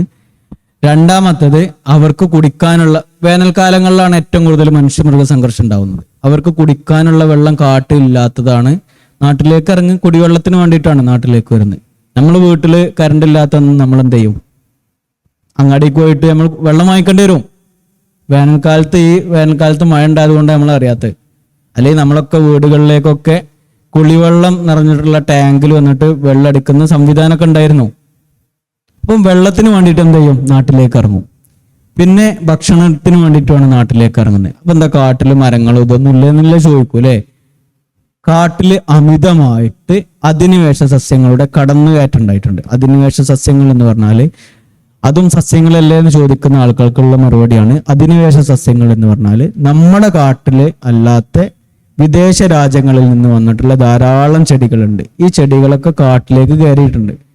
നമ്മളൊക്കെ വീട്ടിലെ അലങ്കാരത്തിന് വെക്കുന്ന ചെടികളൊക്കെ അല്ലേ, ഇതൊക്കെ പലപ്പോഴും കാട്ടിലേക്ക് വരുന്ന സമയത്ത് എന്താവും, അത് അധിനിവേശ സസ്യങ്ങളാവും. ഈ അധിനിവേശ സസ്യങ്ങള് എന്തില്ല, കാട്ടിലുള്ള സസ്യബുക്കുകളായിട്ടുള്ള ആനയും പുള്ളിമാനും കാട്ടിയും പിന്നെ മലാനും ബാർക്കിണ്ടിയറും ഇങ്ങനെയുള്ള കുറേ സസ്യബുക്കുകളില്ലേ, ഇവരൊന്നും ഇത് കഴിക്കില്ല. അവരുടെ ദഹനത്തിന് ഈ അധിനിവേശ സസ്യങ്ങള് പ്രശ്നങ്ങൾ ഉണ്ടാക്കും. അതിന്റെ ഉദാഹരണമാണ് വയനാടൊക്കെ പോകുന്ന സമയത്ത് മഞ്ഞ കളറുള്ള പൂവൊക്കെ ഉള്ള മനോഹരമായിട്ടുള്ള ഒരു ചെടി കാണാൻ പറ്റും. സെന്ന എന്നാണ് അതിന്റെ പേര്. ആ ചെടി അധിനിവേശ സസ്യമായിട്ട് വന്നതാണ്. ഇതുള്ളൊരു സ്ഥലത്ത് വേറെ തനതായിട്ടുള്ള ഒരു സസ്യം ഉണ്ടാവില്ല, ഒരു മാവും ഉണ്ടാവില്ല. കാട്ടില് ഇതുപോലെ മൃഗങ്ങൾക്ക് കഴിക്കേണ്ട, ആഹാരത്തിന് കഴിക്കേണ്ട മാവും പ്ലാവും ഞാവലും പിന്നെ മുളയും ഇങ്ങനെയുള്ള കുറേ സസ്യങ്ങളുണ്ട്. ഇതിൻ്റെ ഒക്കെ കുറവ് മുഖാന്തരം എന്ത് ചെയ്യും, നാട്ടിലേക്ക് ഇറങ്ങി വരും. ഇങ്ങനെയാണ് മനുഷ്യമൃഗ സംഘർഷം ഉണ്ടാവുന്നത്. ഇത് ഇല്ലാതാക്കാനുള്ള ഒരു പണിയാണ് നമ്മളൊക്കെ ചെയ്യുന്നത്. നമുക്ക് ഒരുമിച്ചിരുന്ന് ചെയ്താൽ ഇതിൽ മാറ്റം വരും. ഇന്നലെയും അതിൻ്റെ പണിയെടുത്തിട്ടാണ് ഞാൻ ഇപ്പം വരുന്നത്. കാട്ടില് നമ്മൾ എന്ത് ചെയ്യും, ചെറിയ അരുവികളൊക്കെ ഉണ്ടായിരിക്കും, ചെറിയ തോടുകളൊക്കെ ഉണ്ടായിരിക്കും. ഈ തോടുകളിലൊക്കെ ചെറിയ ചെറിയ ബണ്ടുകൾ കെട്ടുന്നൊരു പരിപാടി ചെയ്തിരുന്നു നമ്മൾ. ചെക്ക് ഡാമുകൾ എന്നാണ് പറയുക. ഇങ്ങനെ കെട്ടിയാൽ നാട്ടിൽ താഴത്തേക്ക് വെള്ളം വരുമെന്ന് ചിന്തിക്കുന്നുണ്ടാവും. നമ്മൾ ചെയ്യുന്നത് കാട്ടിൽ സുലഭമായിട്ട് കിട്ടുന്ന കമ്പുകളും ചുള്ളികളും ചെറിയ തടികളും കല്ലും മണ്ണൊക്കെ ഉപയോഗിച്ചിട്ടാണ് കെട്ടുന്നത്. അപ്പോൾ ഫിൽട്ടർ ചെയ്ത് എന്ത് ചെയ്യും, താഴത്തേക്ക് ഇറങ്ങി വരും ചെയ്യും. ഈ ഒരു കെട്ടിൽ വെള്ളം ഉണ്ടാവുകയും ചെയ്യും. ഈ 2022 മുതൽ ഞങ്ങൾ ഈ ഒരു ആക്ടിവിറ്റി ചെയ്യുന്നുണ്ട്. ബ്രഷ്വുഡ് ചെക്ക് ഡാം എന്നാണ് ഇതിന് പറയാ. ഇങ്ങനെ ഉണ്ടാവുന്ന സമയത്ത് എന്ത് ചെയ്യും, ഇതിൽ വേനൽക്കാലത്ത് ഇതിൽ വെള്ളം ഉണ്ടാവും. വെള്ളത്തിന് കെട്ടി നിർത്തുകയല്ലേ, വെള്ളത്തിന്റെ നീരൊഴിക്കുന്ന തടയാതെയാണ് കേട്ടോ ഇത് ചെയ്യുന്നത്. അപ്പോൾ ഇതിൽ വെള്ളം ഉണ്ടാവും ചെയ്യും. ഈ സ്ഥലങ്ങളിലൊക്കെ നമ്മൾ മുള ഒക്കെ പോലെയുള്ള സസ്യങ്ങളില്ലേ വെച്ച് പിടിപ്പിക്കും ഇതിനോട് അടുത്തുള്ള സ്ഥലങ്ങളിൽ. അപ്പോൾ ആനയും പുള്ളിമാനൊക്കെ പോലെയുള്ള ജീവജാലങ്ങൾക്ക് ഇത് കഴിക്കാനും സാധിക്കും. ഇത് ഇങ്ങനെ കേരളത്തിലുള്ള എല്ലാ കാടുകളിലും വിദ്യാർത്ഥികളും അധ്യാപകരൊക്കെ മുൻകൈ എടുത്തുകൊണ്ട് ഈ ഒരു പ്രവർത്തനം ചെയ്യുകയാണെന്നുണ്ടെങ്കിൽ ഒരു 2 വർഷം കൊണ്ട് മനുഷ്യമൃഗ സംഘർഷം നമുക്ക് ഒഴിവാക്കാൻ കഴിയും. ഈ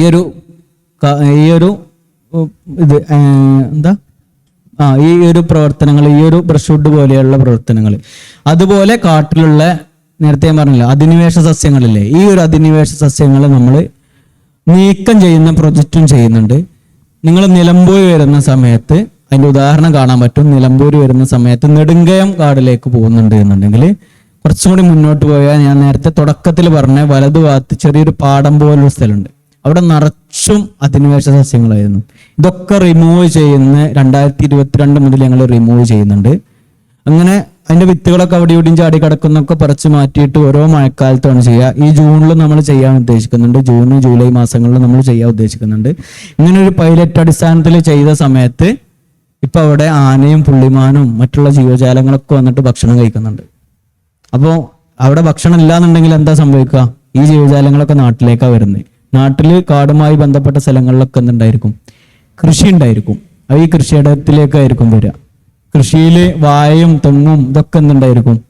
ഈ കൃഷിയിലുണ്ടായിരിക്കും. ഇതൊക്കെ അവർ കഴിച്ചിട്ടാ പോവുക. അപ്പൊ എന്തുണ്ടാവും? കർഷകർക്ക് ബുദ്ധിമുട്ടാവും. നമ്മുടെ രാജ്യത്തിന്റെ നട്ടെല്ലുകൾ എന്ന് പറയുന്നത് തന്നെ കർഷകരാണ്. കർഷകരില്ലാതെ ആയാൽ നമ്മളൊക്കെ പട്ടിണി അടക്കേണ്ടി വരും. പട്ടിണി അടക്കാതിരിക്കാനുള്ള സംവിധാനമാണ് കർഷകർ ചെയ്യുന്നത്. ഈ മനുഷ്യ സംഘർഷം നമ്മൾ ഒഴിവാക്കുകയാണെങ്കിൽ കാട്ടിലുള്ള ജീവികൾ കാട്ടിൽ തന്നെ സംരക്ഷിക്കുന്ന സിസ്റ്റം നമ്മൾ ചെയ്യുകയാണെന്നുണ്ടെങ്കിൽ നമ്മൾ വിദ്യാർത്ഥികളും അധ്യാപകരൊക്കെ ഉൾപ്പെടെ ഇരുന്നിട്ട് ചെയ്യുകയാണെങ്കിൽ ഒരു സംവിധാനം ഇവിടെ ഇല്ലാതിരിക്കും. ഗവൺമെന്റ് മുൻകൈ എടുത്തിട്ട് നമ്മൾ ഒരു 2022 മുതൽ ഈ പ്രവർത്തനം ചെയ്യുന്നുണ്ട്. ഈ വർഷമാണ് ഗവൺമെന്റിന് ഇത് ബോധം വന്നത്. ഈ വർഷം ഫുഡ് ഫോർ വാട്ടർ എന്ന് പറഞ്ഞിട്ട് ഗവൺമെന്റ് പല സ്ഥലങ്ങളിലായിട്ട് ബ്രഷ്വുഡ് കെട്ടുകയും കാട്ടിൽ കുളം നിർമ്മിക്കുകയൊക്കെ ചെയ്യുന്നുണ്ട്. ഇത് അന്ന് മുതലേ ചെയ്തിരുന്നെങ്കിൽ ഇത്ര ഇഷ്യൂ ഉണ്ടാവില്ലായിരുന്നു. മനുഷ്യമൃഗ സംഘർഷം ഓരോ മനുഷ്യന്മാരൊക്കെ ഇതിൽ മരണപ്പെടുന്ന സമയത്ത് നമുക്കൊക്കെ വേദനയുണ്ട്. നമ്മളൊക്കെ ബാക്കിയുള്ള ആളുകളല്ലേ മരണപ്പെടുന്നത്. നമ്മളിത് ഇല്ലാതിരിക്കാനുള്ള സംവിധാനം നമ്മൾ ചെയ്യാണ് വേണ്ടത്. ഇനി ഇങ്ങനെ ആവർത്തിക്കരുത്, ഇങ്ങനെ ഉണ്ടാവരുത് എന്നുള്ളതാണ് ചെയ്യേണ്ടത്.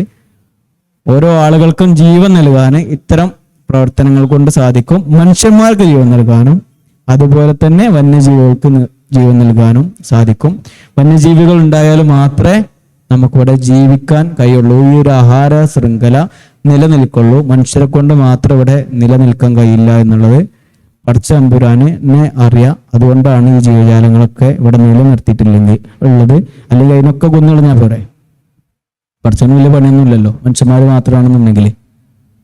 അപ്പൊ നമ്മളത് ആലോചിക്കുക. മനുഷ്യമൃഗ സംഘർഷങ്ങൾ ഒഴിവാക്കാൻ നമ്മളെല്ലാവരും ഒരുമിച്ചിരുന്നാൽ മാറ്റങ്ങൾ വരും. പ്രവർത്തിക്കുക. വാക്കുകൾക്ക് അതീതമായിട്ട് നമ്മൾ പ്രവർത്തിക്കുന്ന സമയത്താണ് മാറ്റങ്ങൾ ഉണ്ടാവുള്ളൂ. ഞാനൊക്കെ അങ്ങനെ പ്രവർത്തിക്കുന്നുണ്ട്. അപ്പോൾ നിഹാൽ അങ്ങനെ പ്രവർത്തിക്കുന്നുണ്ട്. എൻ്റെ കൂടെ റാഷി ഉണ്ടായിരുന്നു. ഞങ്ങളിങ്ങനെ പ്രവർത്തിക്കുന്നുണ്ട്. ഇന്നലെയും കൂടി 15 ചെക്ക് ഡാമുകൾ കാട്ടിൻ്റെ അകത്ത് നിലമ്പൂർ വനത്തിൻ്റെ അകത്ത് നമ്മൾ കെട്ടിയിട്ടുണ്ട്.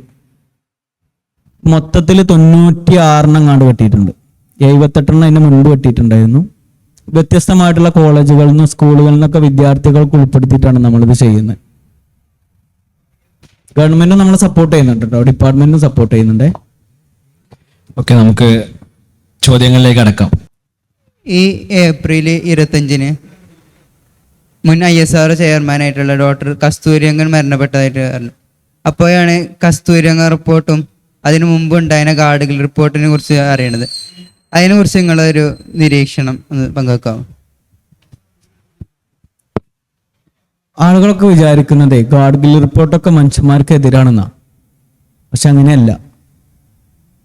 ഗാഡ്ഗിൽ ഇപ്പൊ ഞാൻ ഇത്ര നേരം പറഞ്ഞ സാധനങ്ങളൊക്കെ അല്ലേ ഈ ഗാഡ്ഗിൽ റിപ്പോർട്ടുമായി ബന്ധപ്പെടുത്തിയിട്ടുള്ള കാര്യങ്ങളാണ് പറഞ്ഞത്. കർഷകരെ ഒരിക്കലും ബുദ്ധിമുട്ടിക്കണം എന്നുള്ളതൊന്നും എന്തിൽ പറഞ്ഞിട്ടില്ല, ഗാഡ്ഗിൽ റിപ്പോർട്ടിൽ പറഞ്ഞിട്ടില്ല. മനുഷ്യന്മാരെ ബുദ്ധിമുട്ടിപ്പിക്കണം എന്നൊന്നും ഗാഡ്ഗിൽ റിപ്പോർട്ടിൽ പറഞ്ഞിട്ടില്ല. ഇതൊക്കെ നേരത്തെ പറഞ്ഞ 1-2 ആളുകൾ കൂടിയിട്ട് ഒരു മാഫിയ കൂടിയിട്ട് തീരുമാനിച്ച പരിപാടികളാണ്.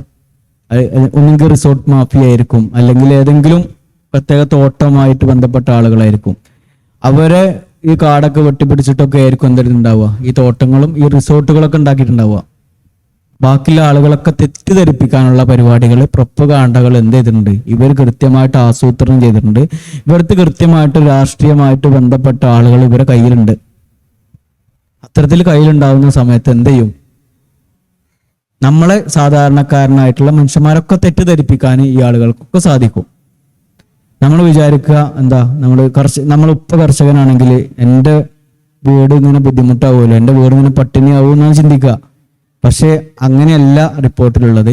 അദ്ദേഹത്തിന്റെ റിപ്പോർട്ടിൽ കൃത്യമായിട്ട് പറയുന്നുണ്ട്, ഓരോ ഗ്രാമസഭകളിലും പോയിട്ട് എന്ത് ചെയ്യണം, ഈ റിപ്പോർട്ടിനെ കുറിച്ചും കണ്ട് അവർക്ക് മലയാളത്തിലാണ്, നമ്മൾ കേരളത്തിലാണെങ്കിൽ മലയാളത്തിൽ പറഞ്ഞു കൊടുക്കണം. ഏത് സ്ഥലത്താണുള്ളത് അതാത് ഭാഷയിൽ പറഞ്ഞു കൊടുക്കണം. പറഞ്ഞു കൊടുത്തതിന് ശേഷം അതിലെന്തെങ്കിലും മാറ്റങ്ങൾ വരുത്തണം എന്നുണ്ടെങ്കിൽ ആ ഗ്രാമസഭകൾ കൂടിയിട്ട് തീരുമാനിച്ച് അതിൽ മാറ്റങ്ങൾ വരുത്തിയിട്ട് വേണം റിപ്പോർട്ട് പുറത്ത് റെഡിയാക്കാൻ വേണ്ടിയിട്ട് എന്നുള്ള പറഞ്ഞിട്ടുണ്ട്. പക്ഷെ നമ്മളൊക്കെ അയാളെ കുരിശിൽ കയറ്റുന്ന സിറ്റുവേഷനാണ് ഉണ്ടായത്. കസ്തൂരി രംഗൻ റിപ്പോർട്ട് എന്ന് പറയുന്നത്, അദ്ദേഹം ഒരു പരിസ്ഥിതി ശാസ്ത്രജ്ഞനൊന്നുമല്ല, അദ്ദേഹം ഒരു ഭൗമശാസ്ത്രജ്ഞനാണ് അല്ലെ. ISROയിൽ വർക്ക് ചെയ്യുന്ന ഒരു ഭൗമശാസ്ത്രജ്ഞനാണ് കസ്തൂരി രംഗൻ എന്ന് പറയുന്ന ആള്. അദ്ദേഹം നോക്കിയ സിസ്റ്റം എന്ന് പറയുന്ന ആകാശ നിരീക്ഷണം നടത്തിക്കൊണ്ട് ഇന്ന സ്ഥലങ്ങളിൽ അതിൽ വരും എന്ന് പറഞ്ഞിട്ടുള്ളത്. അത് പല ആളുകൾക്കും ഒത്താശ കൊടുക്കുന്ന രൂപത്തിലാണ് അദ്ദേഹത്തിന്റെ റിപ്പോർട്ടുള്ളത്. കറക്റ്റ് ആയിട്ടുള്ള റിപ്പോർട്ടുള്ളത് ഗാർഡിയൻ റിപ്പോർട്ടായിരുന്നു. അത് നമ്മളെ കേരളത്തിൽ പോലും അടുപ്പിക്കാതെ ഒരു കൂട്ടം ആളുകൾ ചേർന്ന് കത്തിച്ചു കളയുന്ന സിസ്റ്റമാണ് ഉണ്ടായത്. നിഹാലിനും അതിന് വ്യക്തമായിട്ട് പറയാൻ കഴിയുന്ന ഞാൻ വിചാരിക്കുന്നു. ഗാഡ്ഗിൽ റിപ്പോർട്ട് വായിച്ച് വിമർശിക്കുന്ന ആൾക്കാർ കുറവാണ്. റിപ്പോർട്ടിൽ അങ്ങനെ പറഞ്ഞു ഇങ്ങനെ പറഞ്ഞു, ആ റിപ്പോർട്ടിന്റെ മൊത്തം പേജുകൾ വായിച്ച് കൃത്യമായിട്ട് നമുക്ക് മനസ്സിലാവും മാധവ് ഗാഡ്ഗിൽ എന്താണ് അതുകൊണ്ട് ഉദ്ദേശിക്കണമെന്നതും. അതിന്റെ ഒരു മൈൽഡർ വേർഷനാണ് കസ്തൂരംഗൻ റിപ്പോർട്ട്. അതിനും ഒന്ന് ചെറുതാക്കിയതാണ് ഏറ്റവും ലാസ്റ്റ് ഇംപ്ലിമെന്റ് ചെയ്തത്. ഇതില് വളരെ എളുപ്പത്തിൽ തെറ്റിദ്ധരിപ്പിക്കാൻ വളരെ എളുപ്പമാണ്. നിങ്ങൾ കൃഷി ചെയ്യാൻ പാടില്ല, മരം മുറിക്കാൻ പാടില്ല, അവിടെ കൈക്കോട്ടുകൊണ്ട് കളക്കണമെങ്കിൽ സർക്കാരിന് പെർമിഷൻ വാങ്ങണം, ഇങ്ങനത്തെ കുറെ ഇല്ലാക്കഥകൾ പറഞ്ഞുകൊണ്ടാണ് ആ റിപ്പോർട്ടിനെ തളർത്തി കളഞ്ഞത്. പക്ഷെ മാധവ് ഗാഡ്ഗിലിന്റെ വാക്കുകൾ ഇന്നും നമ്മുടെ മനസ്സിൽ ഉണ്ടാവണം. ഗാഡ്ഗിൽ പറഞ്ഞ കാര്യം ഇതാണ്, ഈ റിപ്പോർട്ട് അനുസരിച്ച് നിങ്ങൾ നീങ്ങിയിട്ടില്ലെങ്കിൽ ഞാൻ ജീവിച്ചിരിക്കുമ്പോൾ നിങ്ങൾ കാണും, നിങ്ങൾ അനുഭവിക്കും എന്ന് പറഞ്ഞു. നമ്മൾ അനുഭവിച്ചു. മുണ്ടക്കൈ ദുരന്തം ഉണ്ടായതിന്റെ പ്രധാനപ്പെട്ട കാരണം അവിടെ ഉണ്ടായ അശാസ്ത്രീയമായ പ്ലാന്റേഷൻ രീതികളും കൺസ്ട്രക്ഷൻ തന്നെയാണ് ഒരു കാരണം. മഴയുടെ അളവ് കൂടിയ കാരണം, ഒരുപാട് കാരണങ്ങളുണ്ടെങ്കിലും നമ്മുടെ മോണോക്രോപ്പിംഗ്, ഒരു ഏകവിള കൃഷി എന്ന് പറയുന്നത് വലിയ പ്രശ്നമാണ്. അത് കാടിൽ ഒരിക്കലും ചെയ്യാൻ പാടില്ലാത്ത കാര്യമാണ്. ഇങ്ങനത്തെ കുറേ കാര്യങ്ങൾ റിപ്പോർട്ടിലുണ്ടായിരുന്നു. അതേപോലെ കോറികളും. ഇപ്പൊ ഞങ്ങൾ നിലമ്പൂരിൽ നിന്ന് വരുന്നത്, നിലമ്പൂര് ചാലിയാറ് കക്കാടംപൊയില് അല്ലെങ്കിൽ നമ്മുടെ തോട്ടുമുക്കം ഭാഗമൊക്കെ നോക്കുകയാണെങ്കിൽ ഇഷ്ടം പോലെ കോര. നിങ്ങൾ ഈ കൊണ്ടോട്ടിയുടെ മിനി ഊട്ടി നല്ല എക്സാമ്പിളാണ്. ഈ 2016 മിനി ഊട്ടി പോയ ഞങ്ങള് 2022 പോകുമ്പോൾ കാണുന്നത് വ്യത്യസ്തമായ കാഴ്ചയാണ്. അത്രയും കോരകൾ വന്നു. കോരകൾ കൊണ്ട് എന്നീ പ്രശ്നം ചോദിച്ചിട്ടുണ്ട്. കോരകൾ ഉണ്ടായാൽ പാറ പൊട്ടുന്ന മാത്രമല്ല അവിടെയുള്ള വെള്ളം, ആ വെള്ളത്തിന്റെ വെയിറ്റ് താങ്ങാൻ ഈ വെള്ളം നല്ല കനമായിരിക്കും, മണ്ണിന് പറ്റൂല, അപ്പോഴത് പുറത്തേക്ക് തള്ളും. വലിയ വലിയ റിസോർട്ടുകൾ വരുമ്പോൾ അവിടെ പൂളുകൾ വരുന്നുണ്ട്, ആ പൂള് പ്രശ്നമാണ്. കക്കാടംപൊയിലൊക്കെ സംഭവിച്ച കവളപ്പാറ ദുരന്തം ഉണ്ടായ ഒരു കാരണം അതിന്റെ അതർ സൈഡിൽ ഈ കൺസ്ട്രക്ഷൻ ഉണ്ടായതുകൊണ്ടാണ്. നമ്മൾ പറയും വയനാട് മുണ്ടക്കൈയിൽ ആൾക്കാരൊന്നും ചെയ്തിട്ടില്ലല്ലോ, അവർ ചെയ്തിട്ടില്ല. പക്ഷെ അതിന്റെ സമീപ പ്രദേശങ്ങളിൽ ഒരുപാട് റിസോർട്ടുകളുണ്ട്, മണ്ണ് ഇളക്കിയിട്ടുണ്ട്, മണ്ണിന്റെ കപ്പാസിറ്റി നഷ്ടപ്പെട്ടിട്ടുണ്ട്. മണ്ണിന് വെള്ളം ഹോൾഡ് ചെയ്യാൻ കപ്പാസിറ്റി ഉണ്ട്, അതിനപ്പുറം വെള്ളം വന്നാൽ മണ്ണ് ആ വെള്ളത്തെ തള്ളും. ആ തള്ളലാണ് ഉരുൾപൊട്ടലായിട്ട് മാറും. ഇതിൽ ഒരുപാട് ഇമ്പാക്ട്സ് ഉണ്ടാവുമെന്ന് ഓൾറെഡി പ്രഡിക്റ്റ് ചെയ്തതിനായിരുന്നു. ആ പ്രഡിക്ഷൻ എല്ലാം കവച്ചു വെച്ചുകൊണ്ട് നമ്മൾ പൊളിറ്റിക്കലി അതിനെ നേരിട്ടു, അല്ലെങ്കിൽ പൊളിറ്റിക്സും ഒരുപാട് ഫാക്ടേഴ്സ് അതിൽ ബന്ധപ്പെട്ട് കടന്നപ്പോൾ ആ റിപ്പോർട്ട് തള്ളി. കസ്തൂരംഗൻ റിപ്പോർട്ടും പ്രോപ്പറായി നടപ്പിലാക്കിയിട്ടില്ല എന്നാണ് മനസ്സിലാക്കുന്നത്. അതുണ്ടെങ്കിൽ പിന്നെയും കുറച്ച് കുറയ്ക്കാൻ അതും തള്ളിക്കളഞ്ഞു. നമ്മൾ മനുഷ്യന്മാർക്ക് ആവശ്യമുള്ള രീതിയിലെല്ലാം മാറ്റങ്ങൾ വരുത്തിയിട്ട് അങ്ങനെ മുന്നോട്ട് പോകാൻ ചെയ്ത്. മുണ്ടക്കൈ ദുരന്തമായിട്ട് ബന്ധപ്പെട്ട ഒറ്റ കാര്യം പറയാം. അതിശക്തമായിട്ടുള്ള മഴ കാരണമാണ് എന്ത് ചെയ്തിട്ടുള്ളത്, മുണ്ടക്കൈ ദുരന്തം ഉണ്ടായിട്ടുള്ളതെന്നാണ് എല്ലാവരും മനസ്സിലാക്കുന്നത് അല്ലേ. അതിന് മുൻപ് അവിടെ മരങ്ങളൊക്കെ ഉണ്ടായിരുന്നു. ഈ മരങ്ങളൊക്കെ ഉണ്ടാവുന്ന സമയത്ത് ആയിരക്കണക്കിന് മരങ്ങൾ ഉണ്ടായിരുന്നു. ഇതൊക്കെ മുറിച്ച് മാറ്റിയിട്ടാണ് അവിടെ വേറെ പ്ലാന്റേഷൻ വരിക. ഈ മുറിക്കുന്ന സമയത്ത് വേര്, ഈ കുറ്റിയില്ലേ, അത് അവിടെ തന്നെ കിടക്കും. ഈ കുറ്റിയിലേക്ക് എന്ത് ചെയ്യുന്ന അറിയോ, പിന്നീട് ഉണ്ടായിരുന്ന ഓരോ കാലഘട്ടത്തിലും പെയ്യുന്ന മഴകളൊക്കെ ഈ കുറ്റിയിലേക്ക് ഇറങ്ങും. അങ്ങനെ പൂതലൊക്കെ പിടിച്ചിട്ട് അങ്ങനെ അതിൽ വെള്ളം ഉണ്ടാവും. ഇത് ഭൂമിയിലേക്ക് ഇറങ്ങാതെ അവിടെ കിടക്കും. ഇങ്ങനെ ഒരു ദിവസം അതിശക്തമായിട്ടുള്ള ഒരു മഴ വരുന്ന സമയത്ത് എന്ത് ചെയ്ത്, ഈ കുറ്റിയൊക്കെ അല്ലേ, ഒരു കുറ്റി 2 കുറ്റിയൊന്നും ആവില്ലല്ലോ, ആയിരക്കണക്കിന് കുറ്റികൾ ഉണ്ടാവില്ലേ, ഇത് ഒരുമിച്ച് ഇങ്ങോട്ട് തിരിച്ചു പോകുന്നതാണ്. അപ്പം അതിന്റെ കാരണക്കാരന് ആ നാട്ടുകാരല്ല, വേറെ എവിടെയോ ജീവിക്കുന്ന ഏതോ ഫ്ലാറ്റിലൊക്കെ നിൽക്കുന്ന ഒരു മനുഷ്യനായിരിക്കും ചിലപ്പോ. സാധാരണക്കാരാണ് എന്തിൽ പെട്ട് അതിൽ കുടുങ്ങിപ്പോയത്. അപ്പം നമ്മൾ മനസ്സിലാക്കുക, ഈ റിപ്പോർട്ടുകളൊക്കെ വരുന്നത് മനുഷ്യരുടെ ഒക്കെ സഹായിക്കാനൊക്കെ വേണ്ടിയിട്ടാണ് എന്നുള്ളത് നമ്മൾ ചിന്തിച്ചാൽ അതിൽ പ്രശ്നങ്ങൾ ഉണ്ടാവില്ലായിരുന്നു എന്നാണ് ഞാൻ മനസ്സിലാക്കുന്നത്. അസ്സലാമു അലൈക്കും.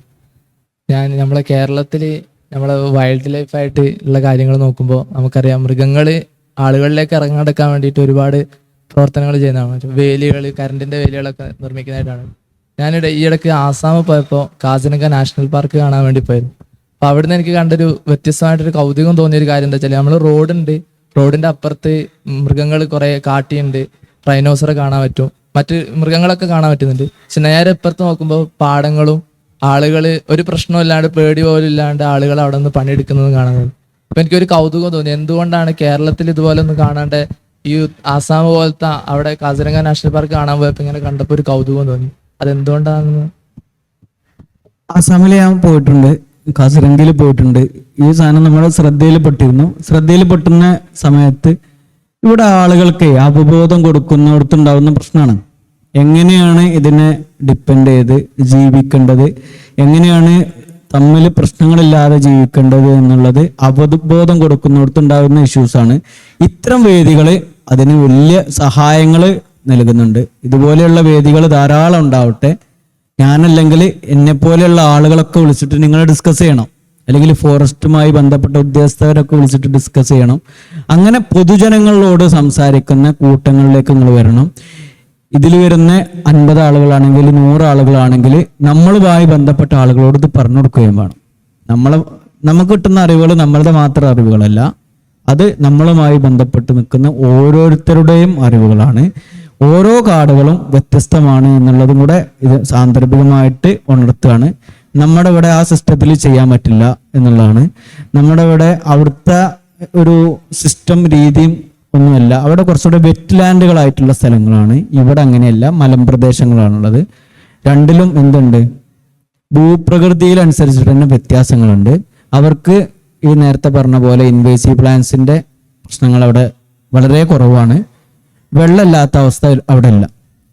അവിടെ വെള്ളമുണ്ട്, അവർക്ക് ഭക്ഷണം കഴിക്കാനുള്ള സംവിധാനമുണ്ട്. അതുകൊണ്ടാണ് എന്ത് ചെയ്യുന്നത്, അവിടെ മാൻ ആനിമൽ കോൺഫ്ലിക്റ്റുകൾ കുറയുന്നത്.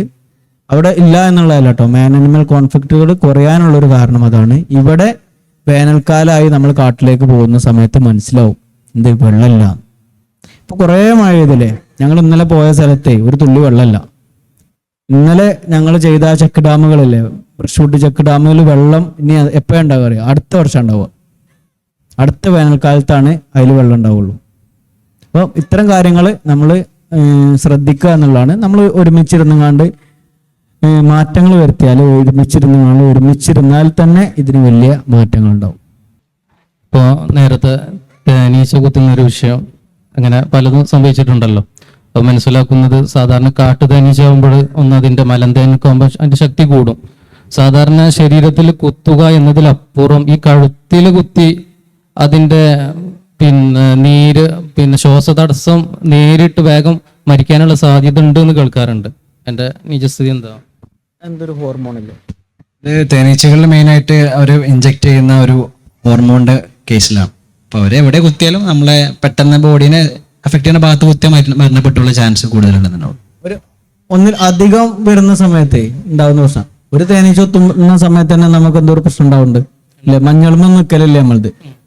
അപ്പം എത്ര 100 കണക്കിന് തേനീച്ച ഒരു മനുഷ്യനെ കുത്തി അയാൾക്ക് പിടിച്ചൊക്കെ അങ്ങനെ ഉണ്ടാവില്ല.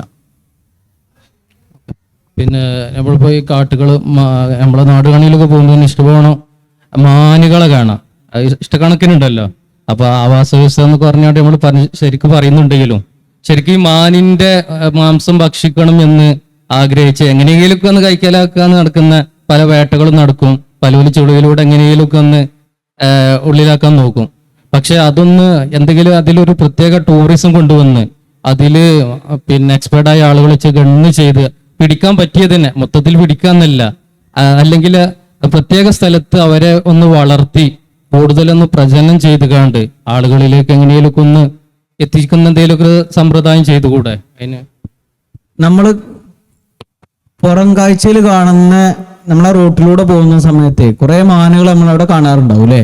പക്ഷെ ആ കാണുന്ന മാനുകൾ മാത്രമുള്ള അവിടെ. കാട്ടിന്റെ അകത്തേക്ക് വെല്ലുന്ന സമയത്ത് മാനുകളുടെ എണ്ണത്തിൽ വളരെ കുറവാണ്.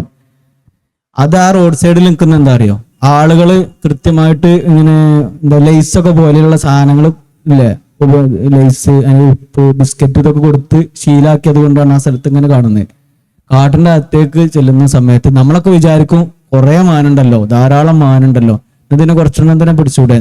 പക്ഷെ അത്ര എണ്ണത്തിൽ കൂടുതലല്ല, കുറവാണ് സംഭവിച്ചിട്ടുള്ളത്.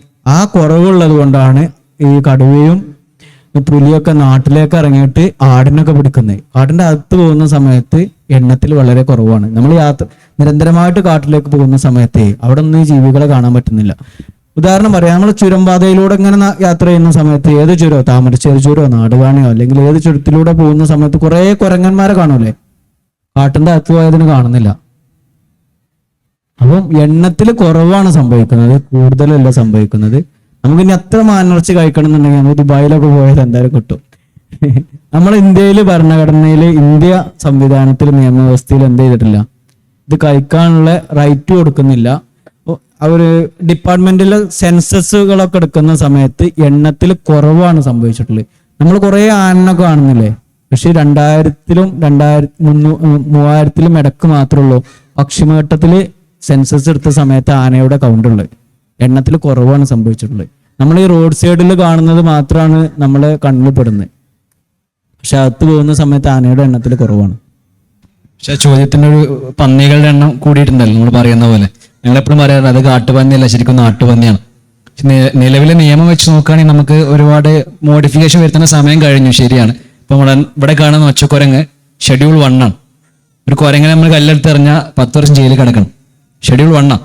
നമ്മൾ കാണുന്ന 3-7 വർഷം കിടക്കണം. നമ്മൾ കാണുന്ന പുഴുവുണ്ടാവും, ആ പുഴുവിനെ നമ്മൾ ചവിട്ടി കൊന്നാൽ അത് ഷെഡ്യൂൾ 1 പൂമ്പാറ്റിയുടെ ലാർവ ആയിരുന്നെങ്കിൽ നമ്മൾ ജയിലിൽ കിടക്കേണ്ടി വരും. അങ്ങനെ സംരക്ഷിച്ചു പോകുന്നതുകൊണ്ടാണ് പല ജീവികൾ ഇവിടെ ബാക്കി നിൽക്കുന്നത്. അല്ലെങ്കിൽ മനുഷ്യന്മാരോട് നിങ്ങൾ കുറച്ച് മാനിനെ കൊന്നോളി നമ്മൾ പറഞ്ഞാൽ ഉറപ്പാണ് നമ്മൾ നിരത്തും, ഒന്നും ബാക്കി ഉണ്ടാവില്ല. അതുകൊണ്ട് കുറച്ച് സ്ട്രിക്റ്റ് ആക്കിയാൽ എക്സിസ്റ്റ് ചെയ്യുന്നുള്ളതുകൊണ്ടാണ് നിയമങ്ങൾ ഇങ്ങനെ കർശനാക്കുന്നത്. അല്ലെങ്കിൽ ശരിക്കും ഇപ്പോൾ പന്നിയുടെ കേസൊക്കെ പറയുകയാണെങ്കിൽ നല്ല പോപ്പുലേഷൻ റൈസ് പന്നിയുടെ കേസിലുണ്ട് നാട്ടിൽ, കാട്ടിലില്ല നാട്ടിൽ. ആ നാട്ടിൽ കൂടിയാൽ റെഗുലേറ്റ് ചെയ്യാൻ പറ്റും. പക്ഷെ ഒരു റൂള് മാറ്റിയാൽ നമ്മൾ മനുഷ്യന്മാർ, പ്രത്യേകിച്ച് നമ്മളാണ് ഒരു കാട്ടിലേക്ക് കയറാൻ പെർമിഷൻ കിട്ടിയ. ഇപ്പോൾ ഏതെങ്കിലും കർണാടകയിൽ ബന്ദിപ്പൂരിൽ ഒരു അമ്പലമുണ്ട്, ഒരു വർഷം തുറക്കുള്ളൂ. ഒറ്റ വർഷം ഒരു ദിവസം തുറക്കുള്ളൂ. ഒരു ദിവസം തുറക്കണ അമ്പലത്തിൽ അന്ന് മാത്രം മതി, അവിടെ ഫുള്ള് വേസ്റ്റാണ്.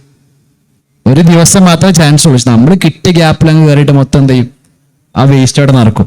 ഇപ്പോൾ കർണാടകയിലെ ബോർഡറിൽ ബാവലിയിൽ ഒരു നേർച്ച നടക്കുന്ന ഒരു പള്ളിയുണ്ട് കാടിനകത്ത്. ഒരു ദിവസം മുസ്ലിങ്ങൾക്കും വേറെ സുന്നികൾക്കും ഷിയാക്കൾക്കും ഹിന്ദുക്കൾക്കും 3 ദിവസങ്ങളെ തുറക്കാം.